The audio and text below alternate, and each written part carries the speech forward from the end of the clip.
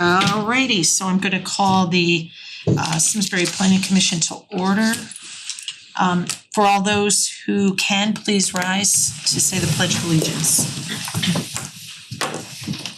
Pledge allegiance to the flag of the United States of America and to the republic for which it stands, one nation, under God, indivisible, with liberty and justice for all. Right. So we have one regular member who is not with us, and I am going to seat Nick tonight as a regular member. All right, thank you. What? That's not true. Mr. Colantonio's not here either. Oh my gosh, we have two. Yeah. All right, so I will, thank you so much, George. So I will seat, I will seat Angel as well, so we'll have Nick and Angel as regular members. You're right, cause he did send an email, did he not? Right. Why are so spacious up here? I know, I know we are full. All right, so approval of minutes, Bill, you wanna walk us through? Yeah. Okay. Referring to the minutes of the planning commission regular meeting held on Tuesday, September 9th, 2025 at 7 p.m. Does anyone have any comments to page 1?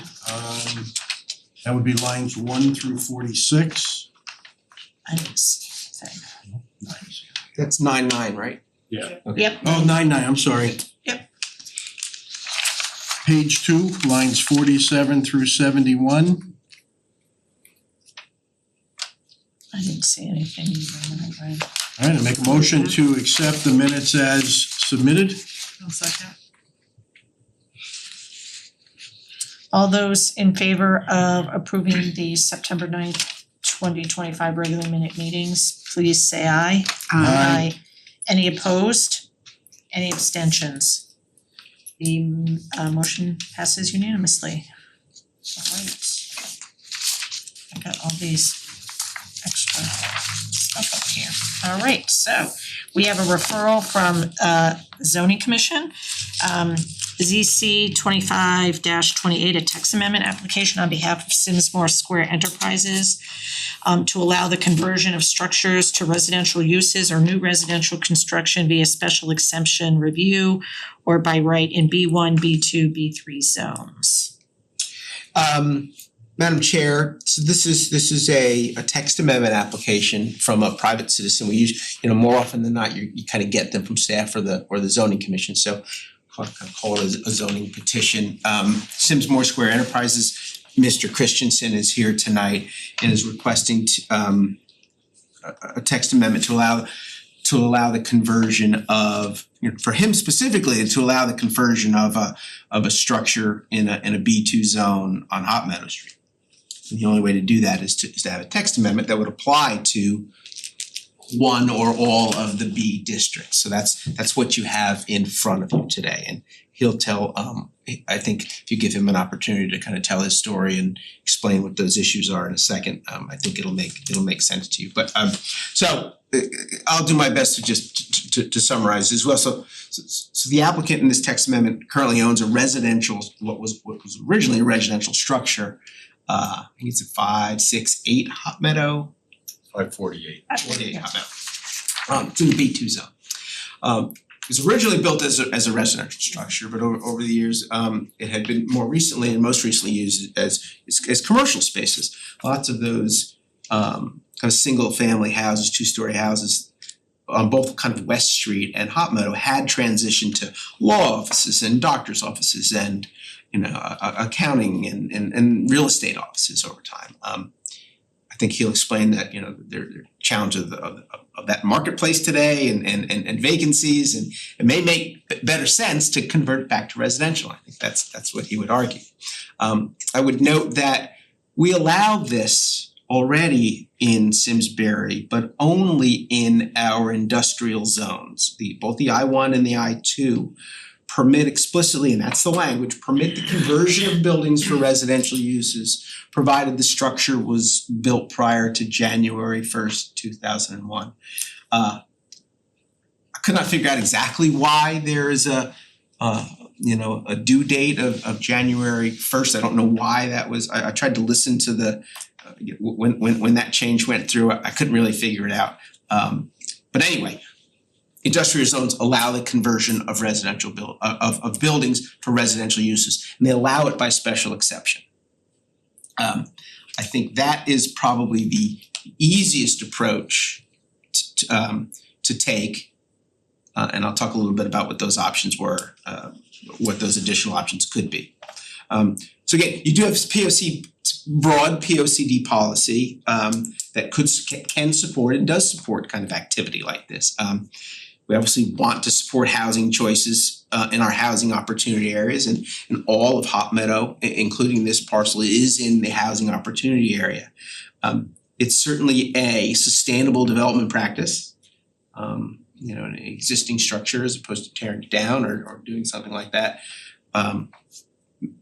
Makes sustainable sense. We want to seek ways to meet our diverse housing needs. And even though it's not a POCD policy, but a POC policy was to empanel an advisory committee to the Board of Selectmen, and one of their recommendations was specifically to recommend the general conversion of underused or undervalued commercial to residential where appropriate. That's why if you are gonna make this recommendation to the zoning commission, I would always recommend you stand by the special exception process, because this kind of thing may be appropriate in some places, but it might not obviously be appropriate in all.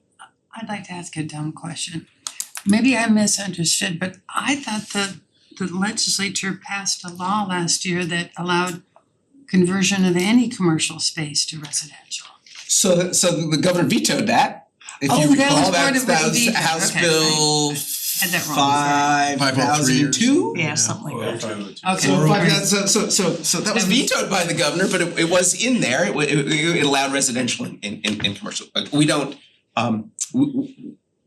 we allow we do allow residential in our B zones. I mean, be clear. We allow it as an accessory use on second story only of an existing structure, and we limit it to 40% of the entire structure. It has been very difficult, we have found, working with property owners to convert the top space for residential. It just has been difficult. I'll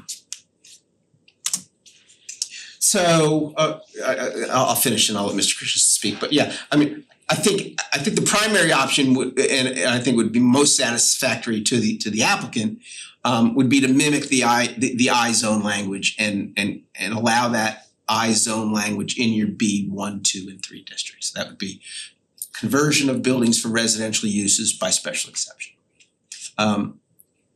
I think it's worthy of discussion whether that discussion takes place here or as part of the zoning rewrite, is whether it benefits the community by allowing residential in our B zones in some form or fashion. Meaning conversion of existing structures or in new construction. And then, as I said, I keep talking about the accessory. You probably want to look at that depending upon what recommendation you make and what ultimately the zoning commission approves. There just may be some conflicts with the existing language of the B zone. So Mr. Christensen, if you'd let him speak perhaps? Or if you have any questions for me before he speaks. Question, that's for buildings that exist prior to January 1st. So I wouldn't recommend the language of prior to January 2021. I think the language is more appropriate to say conversion of existing buildings for residential. But that's the way it's written in It is. part of the industrial. It is, correct. So that date being so specific, I have to believe it's important. I cannot find why. I have reviewed, I'll continue to, but I did my best. It was probably put in there to restrict new construction. New construction, because it probably I think it happened in 2021. Or 2001. 21. 21, just a couple years ago, and that's during COVID. I don't know. I think it probably was intended to not allow new construction, but I think you can just say it by existing existing buildings. Right, because what's gonna stop the new developers that develop all these apartments to say, I'm gonna build 50-50 commercial and residential and then change their mind? Because they're gonna have the freedom to convert it So I think without, that would apply if you expanded it in some fashion. Agreed. On existing, yeah.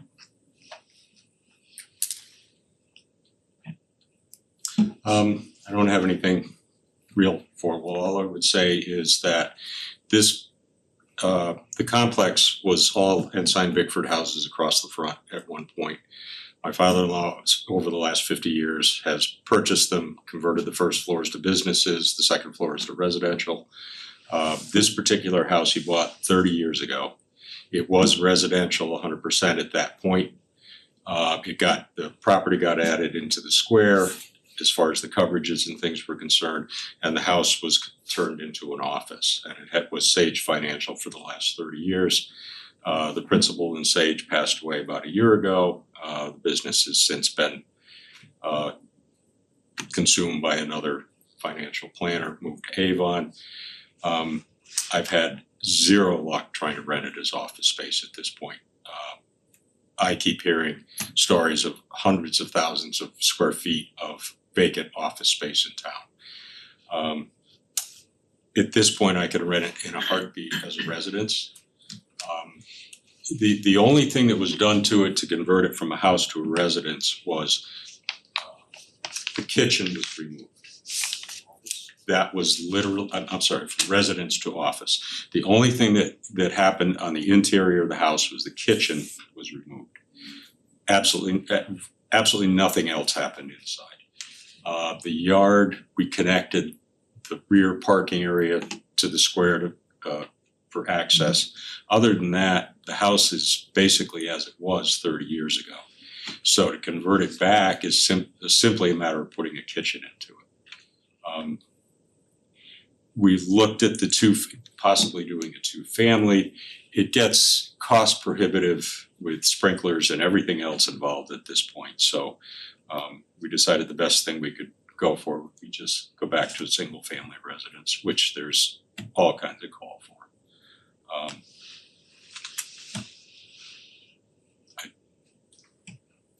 To me, it makes it, the residential in the B zones makes sense because that's where all your smaller businesses are. We have hairdressers, we have restaurants, we have coffee shops, we have the gym.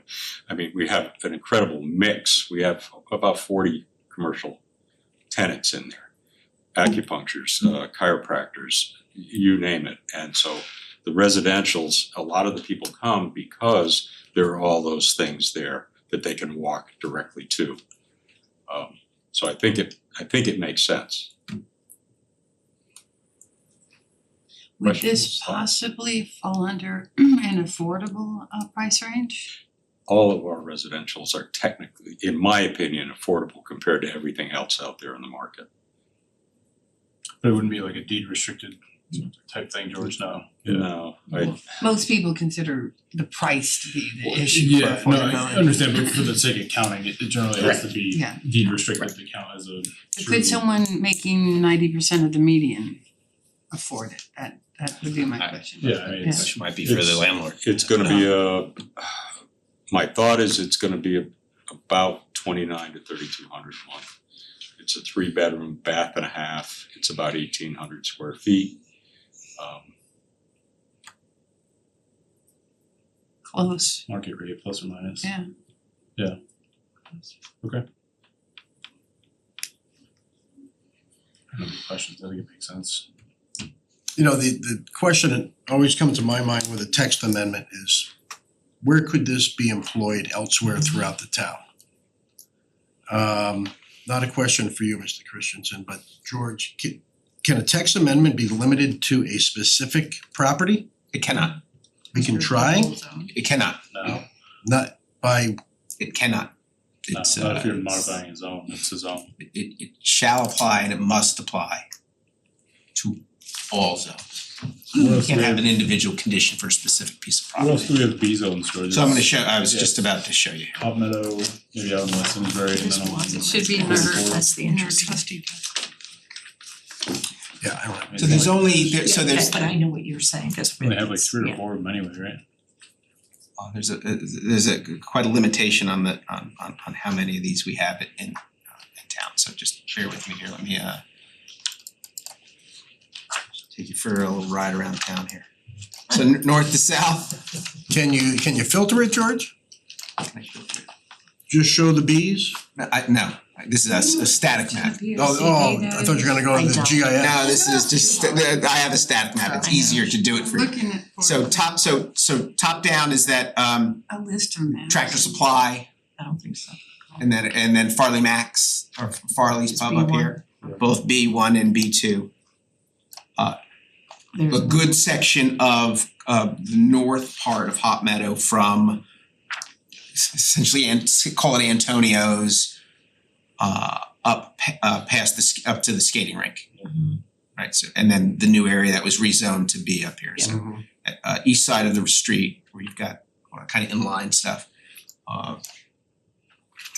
West Street is Didn't we already have an application from Dorset Crossing to convert one of their business Their paths. buildings? Yeah, they got We approved. did, but it wasn't a So that's a zone pad? change. Yeah. That's a pad? yeah, That was so an they, exam- that was, yeah, we, that was they, this office to residents. the area right next to where that 15,000 square foot is there. Pad before they even finished.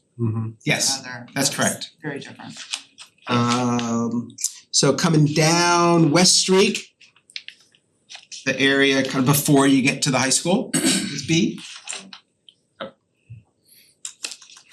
And there's already a mix of residents and business there. Right. Yeah. That's right, And also there is, Anson there are, Bickford homes, yeah. there are, that's right. And then the area of, What is that? Is that There's Terry's not many Lane? bees. There's not. this is the subject area, so this is 44 and 202. this is the area of Simsmore Square. So that's exactly where it would be. Intersection It's across from table five kind of seventy, right? before you get to, yeah, so that whole South of section that. is, that whole section is there. South. Same side, yeah. South of Holly, it's Denny's. page Yeah. 87. Same, It's like right before the thank UPS you. store. So and then just to finish up the, so this is the area of Mitchell, Yes, it's Yeah. 2 buildings north of UPS. the Yeah. Mitchell car dealerships, et cetera, before you get to Hartford Road. And then you've got stuff along, and this is the B section here where the racket club is and the firehouse and that stuff, and I think that's and there and then Avon Simsbury line. Yep. And that kind of destination retail. Yep. And then there's a piece in West Simsbury. Is The that- West Simsbury Center is Yeah. a B as well. Yeah. And that's also mixed use too. So, Yeah, that's it's- kind of 6 nodes, if you will, Right, they're all pretty small little scattered and sections. not all contain. Yep. Yep. Well, they all have a little bit of, there's some single families there, and again, this language is converting any structure right. to, Can you just apply to rezone the actual structure or that lot that single family is located instead of changing the text? So you can't apply it to a singular piece of property. It must apply. I think he's changed the zone. Change the zone Change the for zone. that lot instead of changing residential. the text amendment. Instead of business or mixed use business and residential. That's a good idea, Rachel. Because that will be strictly related to that property and we're not gonna have any issues with like Bill mentioned, if it can be used someplace else or we haven't looked, we'll be aware of the I think we looked at this, and the answer is that there's no surrounding residential on that side of the road, so it would So be it's spot zoning. stranded. It would be a spot zoning. I mean, if you're asking me, I think it's good policy. I mean, the special exception process kind of allows the zoning commission to review the individual the individual elements of the rezoning, and they can make a decision with public hearing as to whether it is a good idea to convert a structure to residential or not. Right. And these are already mixed use places anyway. I think they can be. I mean, that's staff's position. I mean, I think we're favorable to the request. We have 25 residential units in there and roughly 40 businesses, so. I mean, if you're looking for a negative, the negative would be your tax base on residential properties lower than business. Does that, I mean, calling that a negative, but there's nothing else really. But if it's vacant, you're not getting anything, right? Well, you're still paying taxes whether it's Oh, vacant yeah, or we're full. still paying Right. taxes. No, but what I'm saying is, but you're not taxes getting, are based on Nick, you're not getting any, stuff if there's no inside the business, you're not getting, you know what I mean? Sure, If it's, yeah, that's what I'm saying by Yeah, you're not vacant. getting any activity, yeah, I know that, that's for sure. I mean, it's been I mean, it certainly can be argued that, I mean, this is not the best example because it's already an existing single family house. Right. But you know, the kind of the loss of available commercial space is something, but I mean, if things are vacant for years and years upon end, I mean, and we've yeah. already identified as part of policy this need and support for housing where appropriate. Yeah. I don't know. Like this one, we can't give away commercial space, Well, and I'll just, maybe I'll get myself in trouble, but just a general statement.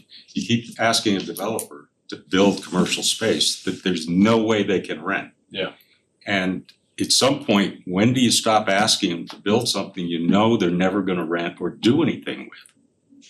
Why isn't there another approach than, you know, we want this? Well, that doesn't work. And they're just telling you that's what they're gonna do so they can get their approvals. And down the road, you see what happens. It sits empty.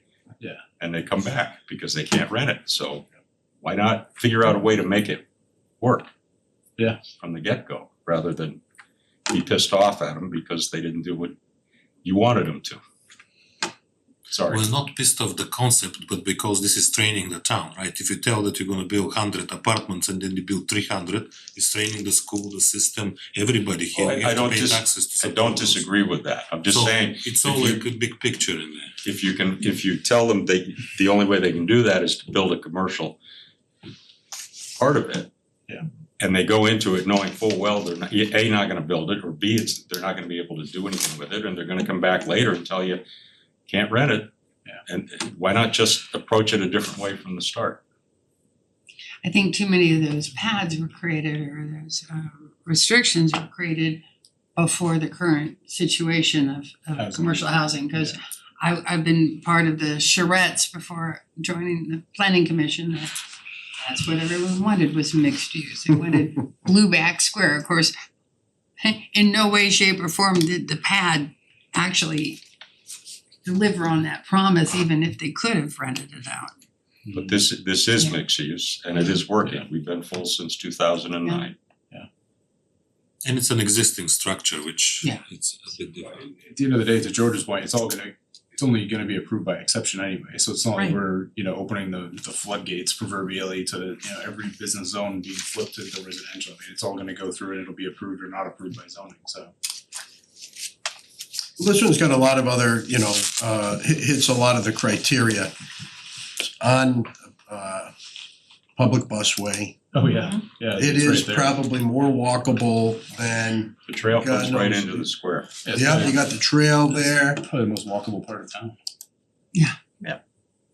And the mix of the businesses, the gym, the tennis, the Yeah. gymnastics, 2 restaurants, coffee shop, And walk to the grocery Chiropractor, store. UPS dentist, store. Yeah. doctors, gas you know, stations, Yeah. Restaurants. Simsbury Village. It's I like it's the Simsbury closest we've Square. ever come, yeah. I didn't name it. And again, obviously there's the citizens here tonight, but just remember to describe the process for everybody. Is that it is your job to make a recommendation to the zoning commission. And then the zoning commission will have a public hearing on the text amendment as part of that review, and whatever you recommend would be carried to them. So zoning commission is the ultimate decision maker on this. Your job is to decide whether it's a good idea, whether it's consistent with the P O C D. So that's the big. I mean, that's the crux. Is it, right? Is Is it? it consistent? I'd like to move that we make a positive referral. Agreed. Second, Based on, do you wanna elaborate? I think I would personally prefer to base it on the fact that we wrote the affordable housing plan that recommended such a thing. And that was based off of just having finished the P O C D before we wrote that. I've just referenced those policies if you wanted to. Okay, so regarding Do you wanna whether reference text amendment is tailored to reflect the Yeah, I industrial zone versus just coming up with a new text amendment specifically calling out a special exception through the zoning commission. Yeah. Because So I think you have to be specific, right? You're gonna, go ahead. Ally. I'm wondering I if don't one of wanna those slides is some referral text, sometimes you provide I that for us. didn't actually, Okay. Then, that's okay. But you'd be So giving I a would So like it to- so I'm not gonna put any words in your mouth. It sounded to me like there may be some support for, again, the kind of the focused approach of what the applicant requested, which would be to use the top there, which would be to mimic the I-1 language for conversion of buildings. When it says that, I think it reads existing buildings. I mean, it can't be a conversion of something that's not a building for residential uses by special exception. Sounds to me that that's where you So maybe we could put existing buildings. Could we add that? Or it's not, it doesn't mimic if it's not. you could, but again. Yeah. You could say existing if you want to put the finer you point know, on it, say there's an application that's going through. It's not built yet, then it's gonna get converted in the plans. I like conversion of existing buildings. I do too. Yeah. Sure. That's Because very- also what percentage you gonna allow to build up? I mean, if they demolish the building and build like 100 apartments on top of Well, if they demolish the building, then it story. wouldn't be permitted because by not existing. virtue of this, it's not an existing building. Well, So yeah, what- But what percentage of the building you need to preserve in order to, was it like 20% or 2-3 walls that you needed to, exterior walls in order to be considered conversion instead of a new construction? I forgot what the Yeah, we can was. I would tell you that I don't have the answer for you. I don't think you need that answer today. I think that's something, if that is a concern, to ensure that it's, it's. I don't have that answer. So what are you thinking, Angel? You thinking that conversion of an existing building in total or in part without changing the Yes, I exterior? had a developer that did exactly that down in Maryland, but they kept the two existing walls and considered it like just conversion, not a Renovation. new, yes. And they built everything else brand new and then expanded the building, and it was considered like a conversion, not a new construction. Alright, so we should probably have some words in there. Yeah, well, I mean, that raises the issue with the existing language as well, of course. 'Cause the existing language doesn't talk about what level, what that, I don't think you need language for that. I think, I mean, it's not like we're making it as of right know. language, Because they it's all still would special have- exception anyway. Exactly. I was just gonna say, Nick, if they came back with plans to do that, yeah, I agree with you.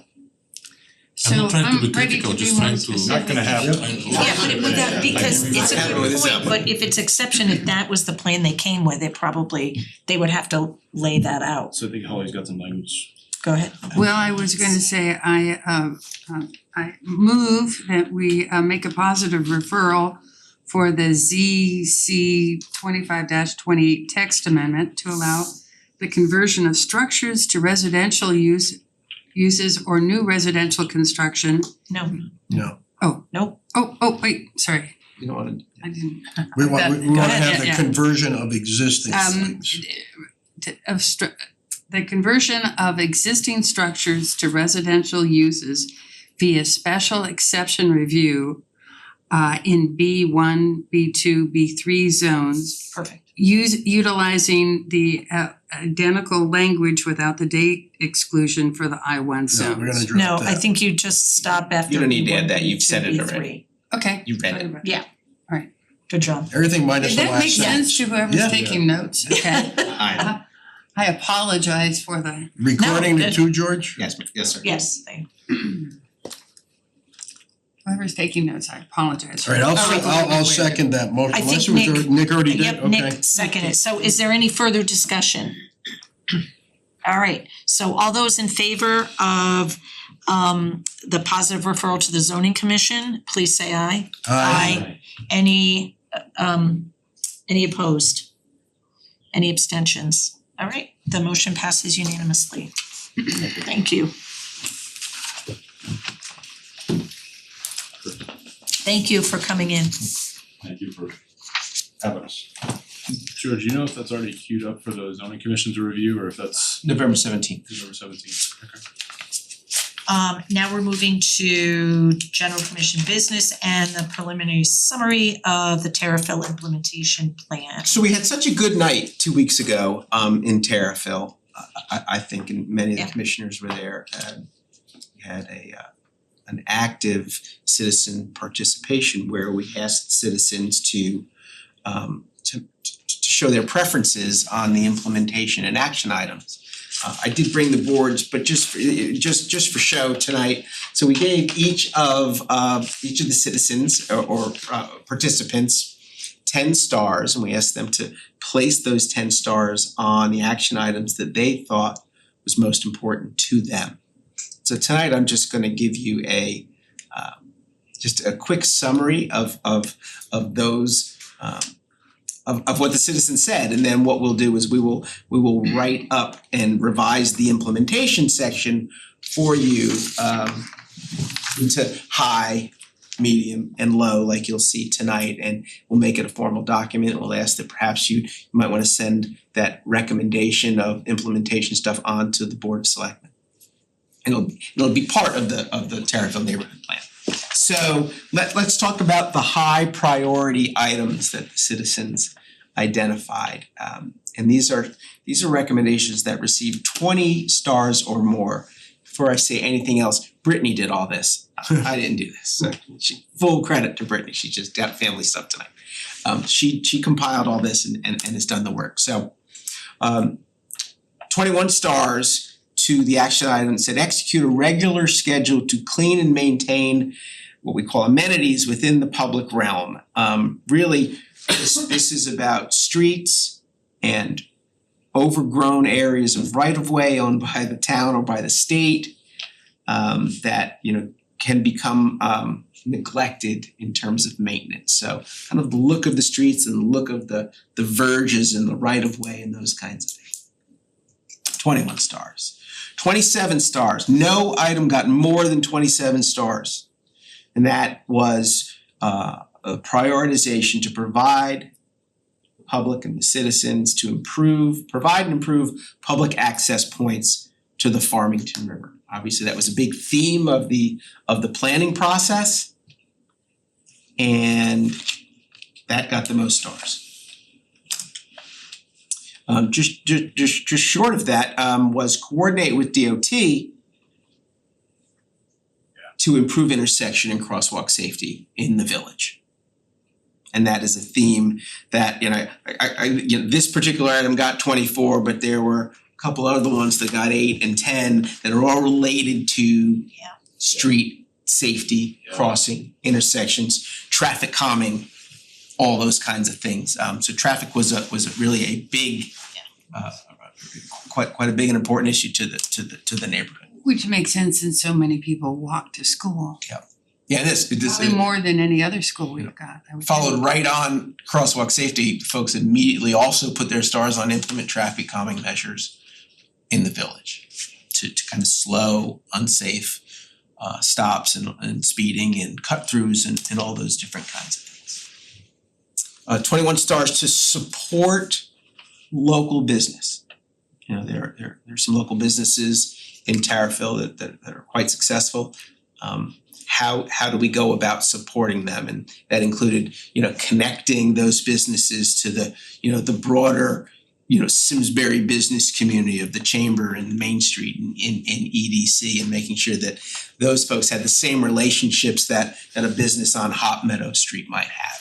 I think that's the narrative expression and the notion of supporting local businesses. So kind of the mid-tier, these were kind of mid-tier I would call moderate priority or medium priority. And this isn't perfectly scientific, but I think we do get kind of the will of the people and the interest of the folks who live in Terrafil on things that are important to them. So 10 to 20 stars for these items. So create unique community gateway features, so signage and entry and that kind of stuff for the major gateways on the east side of Terrafil, as well as Route 189, and had 14 stars. 16 stars, again, traffic related. So We do a traffic study to evaluate traffic volumes, those kinds of things within the community. 13 stars to identify partners related to outdoor recreation and the opportunities for an outdoor recreation economy. That came up, it was also a theme of the entire process, which is, boy, we've got this amazing river here. How do we access it? Are there ways to attract, canoers and all those different kinds of things as part of, a business practice? And so that was important to those folks. Worked with the Terriffill Village Association to build a base of support, kind of exactly along those same lines. How do we, who do we engage to help us support any type of recreation economy? We have to, the plan doesn't really have an answer to that, but it says that is an important thing that we should try and figure out. And then again, lower priority ones, again, these had less stars, essentially. Gateway features for the minor gateways entering the Terriffill area. So really, if you put kind of minor gateway and major gateway together, I think it gets close to 20 stars. Just in terms of signage and those kinds of things that helps introduce and brand the Terriffill community. Improve streetscape experience and aesthetics. Village streetscape and parking improvements along Elm Street in particular to Mill. So that's, again, that's curbing and trees and sidewalk improvements and those kinds of things. Again, signage, wayfinding and branding as a more broad, so there is a theme about how do we identify Terriffill as a place and a special place. 8 stars for developing and adopting the village district zoning regulations. So staff would have liked to see that maybe a little higher, but it's okay. Incorporate sustainability and environmental regulations. So again, there's kind of that regulatory process, which makes plenty of sense for citizens. They are not going to be focused on that, and I certainly understand that. But we had recommended process to at least look at the zoning there and to see if we were I think we're going to try to do that a little bit as part of the comprehensive rewrite to see how much we can do with that. And design guidelines as well. Trail networks. See, I thought the general concept of trail networks and the bike path and everything got a lot of stars, more than 6. Yeah, no. I mean, connectivity, and those kinds of things were on there as well. I don't know, maybe, my kind of thought was, I think folks in the community see that as happening. Thinking that, that there's real momentum for that. We just opened, that portion of the East Coast Greenway. Last year maybe. And so, I mean, my sense is I think they know that's coming, and so just maybe chose not to do that. Implement master planning recommendations that you see here, just broadly and generally. So that's the overview, and I think it comes down to traffic considerations and safety, infrastructure, and then wayfinding and signage are as what would be my takeaways as primary priorities from the fact finding evening. Again, we'll turn this into a kind of a real implementation document, make those revisions and get them to you for acceptance essentially. That's all I had on Terriffill. Any questions from anyone? No. Thank you, thanks to Brittany Yeah. for synthesizing So that. much, Yeah. Yeah. So. Next is the affordable housing. Yeah, so I've done a little of internal work on this. It's not, I don't really have a lot for you to look at, but I wanted to kind of revise my presentation from a couple months ago, just to remind you kind of where we are and where I think we are. So again, we have an adopted affordable housing plan that's required by state law, and we adopted it in 2021. State law also requires it to be updated every 5 years. And so that 5-year date for us is January 2026. I don't exactly know what the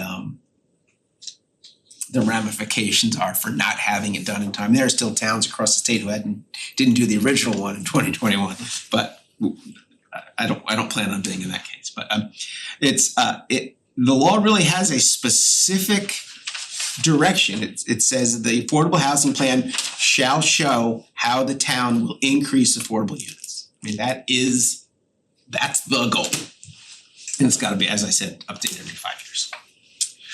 I just want to remind everybody what the state definition is. I mean, we talk a lot about what we think affordable housing is, but the state uses a definition and we employ that in our affordable housing plan. It's home is affordable or rent is affordable if the cost of ownership is no more than 30% of a household's income. Of a household earning 80% Or less. that's of less than the area median income. And that makes affordable housing difficult in Simsbury for folks below 80% because our area median income is $126,000. So there's we never get to the kind of the folks that are much below 80%. Almost never. So we're in the Hartford economic We are, well, that's that number applies to Hartford as well. That is we are in the Hartford region. Simsbury doesn't have its own AMI. Right. We are in the Hartford region and that is the 2025 number. Actually, I Went up think from- I read somewhere it's 141. Yours is a bit lower than what I thought it was. This is the Hartford region's number. I took it today off the website. So 101,300 for a family of four, it depends That's on the what number. 80% of. That's 80% of the AMI. 80% here. So what's 30% of that? That's 33. 33 $30,000. 34,000. divided by 12, 27. right? 12 months out of the year. Or is 32 though. 2,800 a month. yeah, so everybody thinks this affordable housing is like $500 a month. Yeah, it's not. It's not, it's Right. $2,500. That's it. More than that, yeah. Yeah. Well, I mean, Yeah, and that's and also it's usually the cost of ownership and not just rent. Yeah, right. So Yep. it's actually But for rental, it's rent. For a purchase, but it No, but utilities. utilities and costs and so Anyway, by so just- no means cheap. But what's the other term that's used? Like attainable. no, low income housing. No, yeah. no, I mean Right? again, Which there's we need. so if you look at so this uses the kind of the HUD summary Yeah. of definitions, and that's where you look at that's where I get the 101 from, but these are those kind of HUD categories. Very low, extremely low, et cetera. Yeah. And again, Simsbury is part of the Hartford region. Just a reminder of what our record is and what we're credited for with affordable units in Simsbury. And so this is kind of by category. That first line 2020 census is housing units. The state says we have 10,057 housing units. 289 of them are government assisted, 56 of them are tenant rental assistance. 101 are CHFA and USDA mortgages. We only have 28 deed restricted units and that breaks down into 18. These are occupied, so I'll talk about 18 rental and 10 single family. For a total of 484 and 4.81%. Can you remind us what we put in the last affordable housing plan? What you said in terms of our goal? No, I know our goal. Do you remember the goal? Yeah. I'm gonna show you what the goal It was was. a 1% Very improvement. Yeah, 90. Yeah. That was your goal, 90. So what was our baseline from 2020 that we used to set that up? Did we make progress or did we Yeah, we were at take a step 5%. back?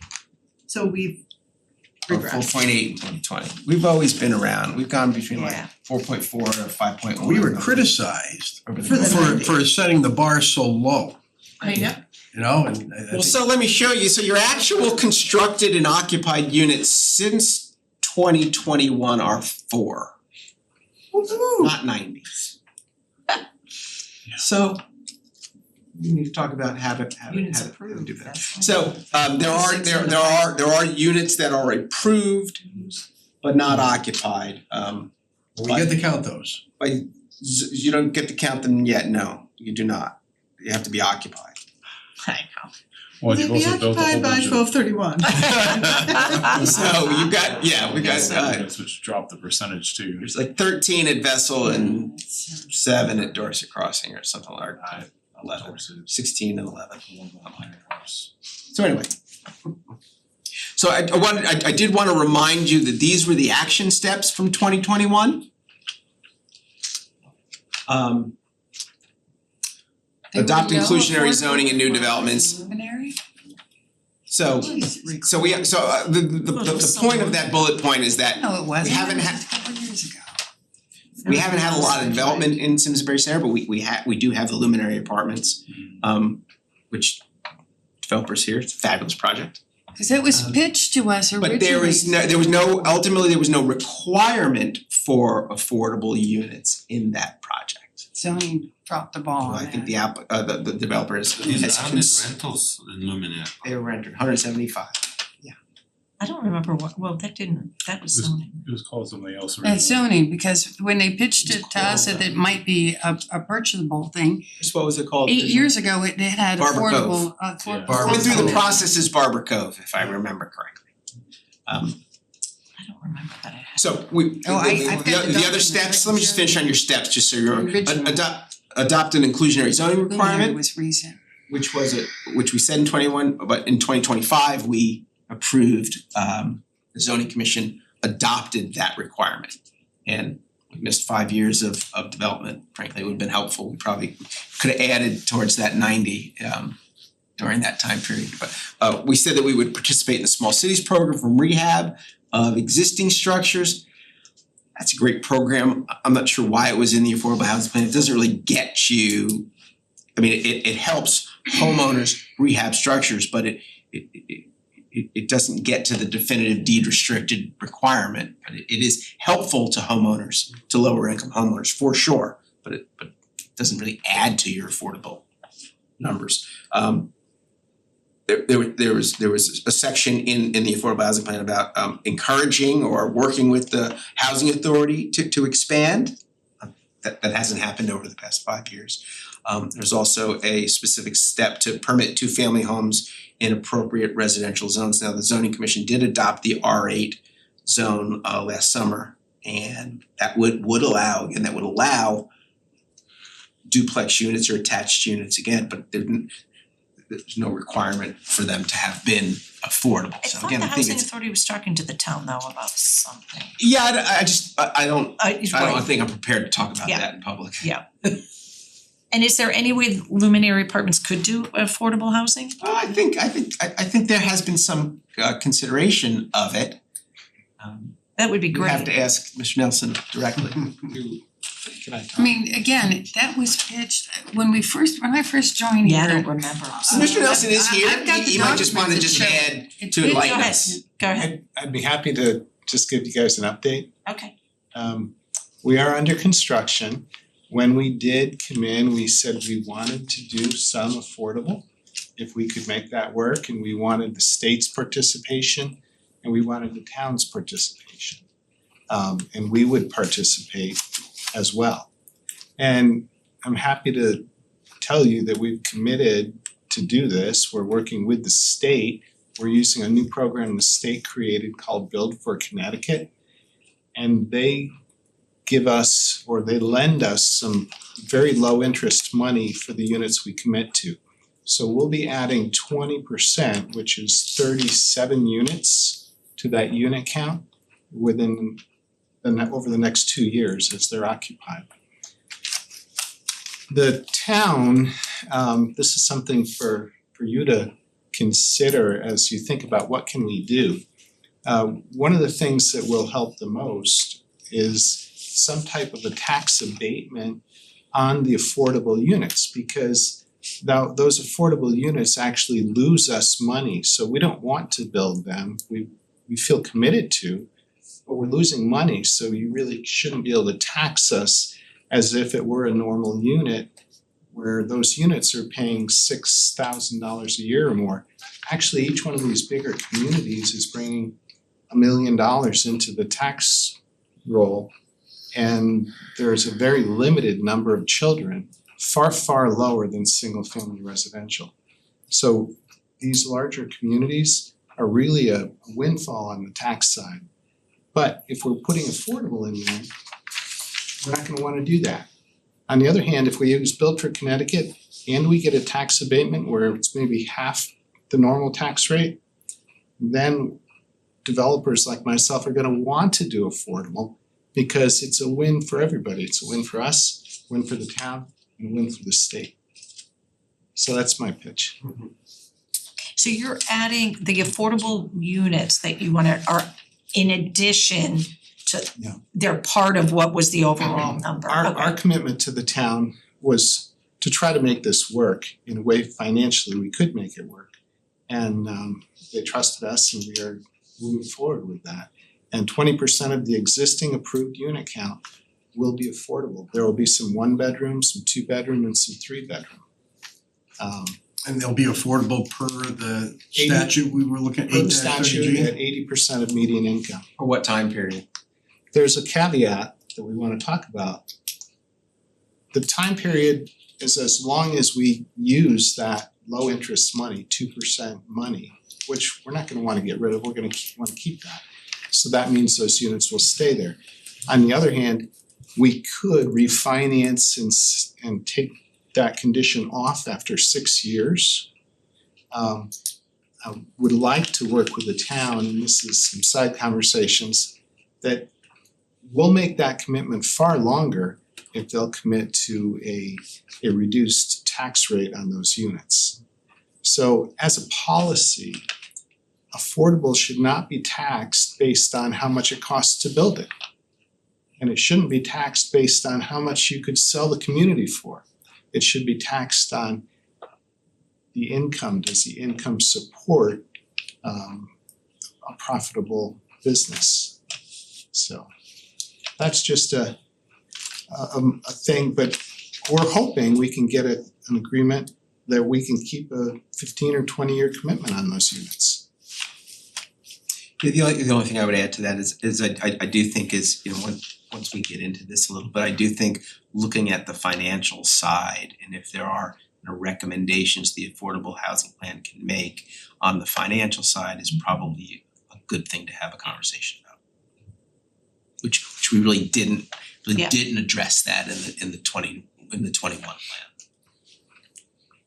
The state also just approved $50 million for buyers of smaller homes or more affordable homes.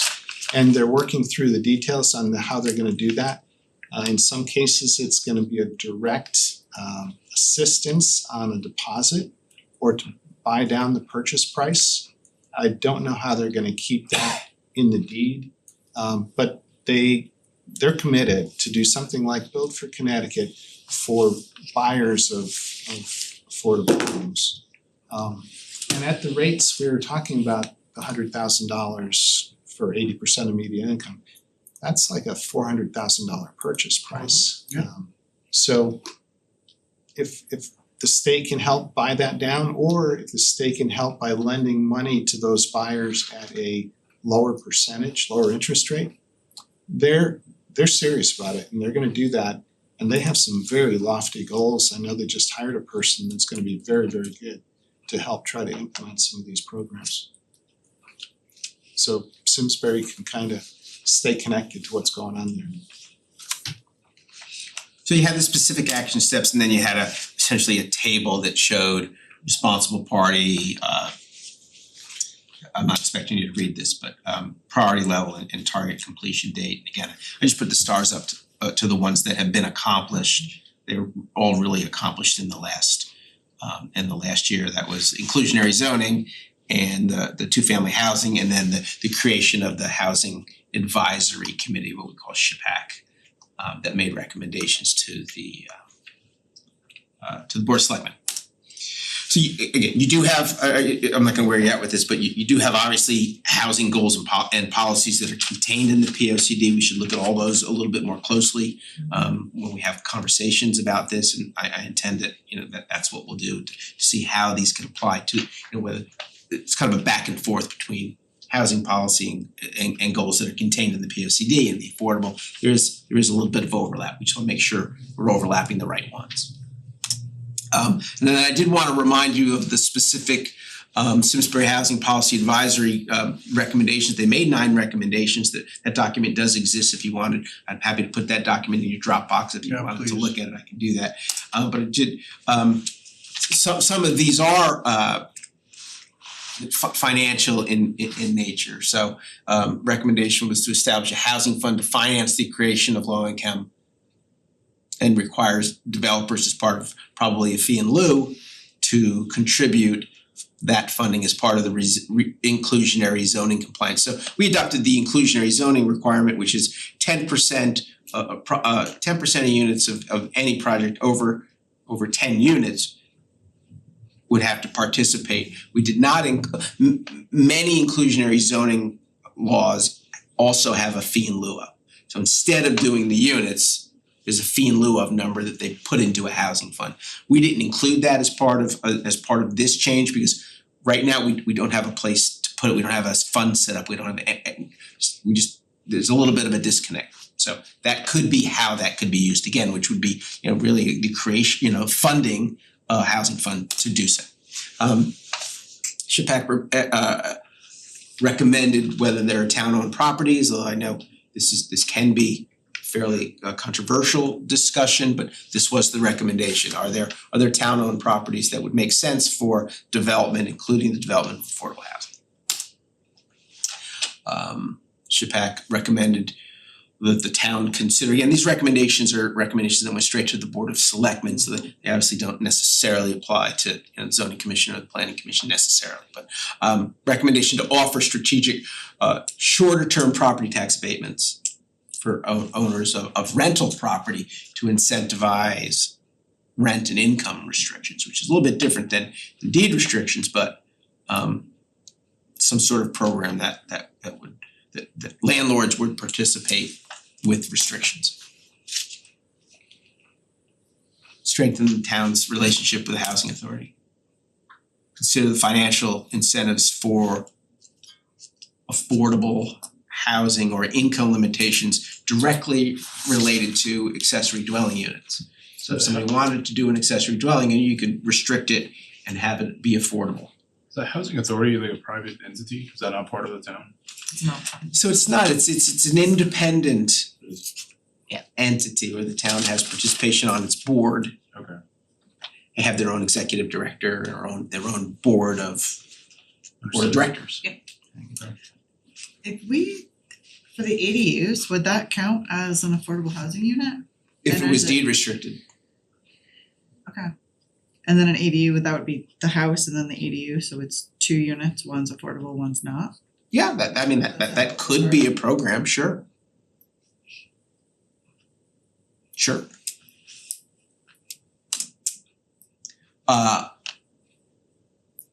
SHPAC recommended, I think this has always been a discussion of both the zoning commission and the planning commission. How do you remove burdens to affordability? So this recommendation is to offer less restrictive zoning requirements for residential developments with affordable units. And that would be something that the zoning commission could consider and the planning commission could consider. Target development opportunities for compact single family units, one of the biggest missing pieces in our marketplace. It's kind of the starter home or the step down home on smaller lots and as single family entities. We don't see a lot of that or any of that. But zoning did approve the smaller lot. They did. Yeah. Absolutely, and so the R8 could comply with that, yes. Recommended zoning commission consider amending zoning regulations to allow the conversion of commercial to residential as we just talked about. So this kind of came out of the SHPAC And then seek grants and low interest loans in order to reestablish a town's previous program which did provide financial assistance. I guess we had a program at one time as a rehabilitation program.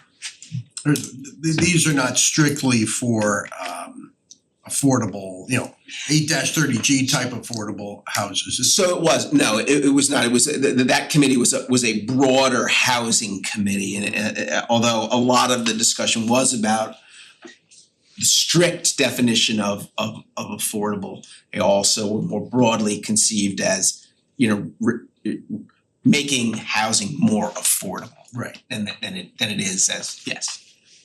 You said better than I did. So I just would add a couple of next steps. We have started to redraft, just generally the 2001 documents. It's a little dated. Formatting's not great. There's spelling mistakes in it. It's might not have been our best work. It was COVID. It was COVID and we were. I know, but might not have been our best work. We're gonna do a little bit better, but so I think we've got to consider those, those housing recommendations that we saw from both Shepakin and the P O C D, develop revised goals. We'll have to have a public input piece, and then some of the unknowns is there, part of the law that the governor did veto included revisions to the timing and the requirements for the affordable housing plans. There's been this kind of overriding threat that there's going to be a special session, and we'll see it when we see it. And we don't even if there is a special session, we don't know whether they're even gonna take up that Public Act 5002 that had all the stuff in it about affordability. So, my sense is that I don't think we can rely on that for delay. I think we should just move forward and update our current plan. And we'll do that, and we'll be back with some drafting to you in the next month or two. Any questions? I think that's all I had. Yeah. Alright, thank you. POCD plan implementation, I mean, the only thing I wanted to say is that, maybe you will wanna give an update on at least the We just meeting of met that today. group. Yeah. Well, we meet quarterly, and we ended up postponing last month's to this month, but we have land use board member participation, and we really have gotten a lot done. I mean, zoning especially, they've really taken the POCD and really done a lot of work. But so has conservation, so has wetland, they're working on their plans. Economic development is meeting regularly, which they weren't when we put the plan together, and they're really working on some things. So we just met, updated everybody, all the commissions, so everyone knows what they're doing, and went through, because we have actually completed some of the things on the plan since the last plan. It's a good group, it's people are taking a look, using the POCD and guiding the work on those commissions, which I think is great. We didn't have that level, with the last plan, so it's nice that people are using this as a guide to move forward. So do you have anything else you wanna add? Well, I think, the planning commission knows we completed the Terriffill neighborhood study, right? We just had an update on that, so we're also actively looking at our action items, as is town staff too. Let's not forget George and the Board of Selectmen. They all have action items coming out of the POCD, and I see some movement on those as well. So I think just the fact that we have those implementation meetings scheduled, is making people kind of keep an eye on what they're doing. Definitely. So it was a good move. Yeah, and I just wanted to make sure you guys all had a kind of copy of the latest track. It's not perfect. I probably need to make some amendments, but there's kind of a description of particularly the action items, where we are on some of those items. Could I ask about the symbols? I see there's black boxes and red squares and red and black squares. So red were action items. So the reds are action items. Alright, So- so red, the- so- so- red so the- text, so the red thing- box. so the font that you see in black are policies without action steps. So they're kind of coordinate, encourage, promote. So we don't really put an implementation schedule or we've accomplished this, because they're essentially all ongoing. The items in red with the red boxes are the action items, and where there is black, where the red box has been colored in black, that means that we have started working on that item in some fashion or have completed it. Yeah. So that's what that means. And there should be kind of a note, it should say partial or ongoing or Okay. completed or 98% complete or something like that. And it's kind of Okay. just a way of keeping track of what's being worked on and what isn't. Okay. Any other questions? No? Alright, anything else, George? I don't have a director's report, I did all the Okay. talking. And just our next meeting would be November 11th. We're not meeting because it's Veterans Day, it's a holiday, so town offices, they don't meet, so That's our correct. next meeting would be the 25th.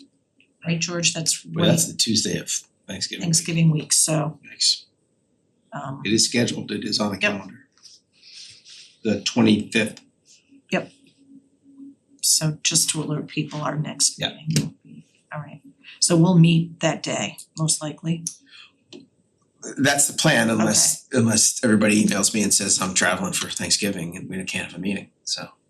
I'm here. The plan is we would meet, but that is close. That's usually when we slaughter the looking at me. turkeys. So plan on it unless we don't have it. Okay. I guess But we'll have a harvest the quorum. turkeys. Harvest the turkeys, there you go. Alright, any questions, anything else before? Okay, without objection, I will adjourn the meeting at 8:08. Thank you. For over 40 years, SCM has been the voice of our town. bringing us together through local programming, Education and live broadcasts. SEM isn't just about television. It's about empowering our community. Ensuring our voices are heard during government meetings. And celebrating milestones. like our high school graduations. But today, SEM faces a challenge. Our funding structure is based on television subscriptions. And it's no secret, people have been cutting the cord. With a shift to internet-only subscriptions, SCM receives less revenue. Even though all our programming is freely available online. We need your support. We need your support. We need your support. We need your support. we need your support. Your donation can make a difference. It will ensure that SCM remains open. Continues to educate our youth. And keeps our community informed. Thanks to SCM, I've been honing my creative skills, helping me work towards my college degree. SCM is crucial for keeping our community connected. SCM isn't just here to broadcast local events. They're actually preserving Simsbury's history. Join us in preserving Simsbury's voice. Simsbury's voice. Together we can ensure that SCM continues to thrive For generations to come. Visit our website Or scan the QR code on your screen to make your donation. Every contribution counts. Thank you for supporting Simsbury Community Media. where your town Your schools and And your government come together.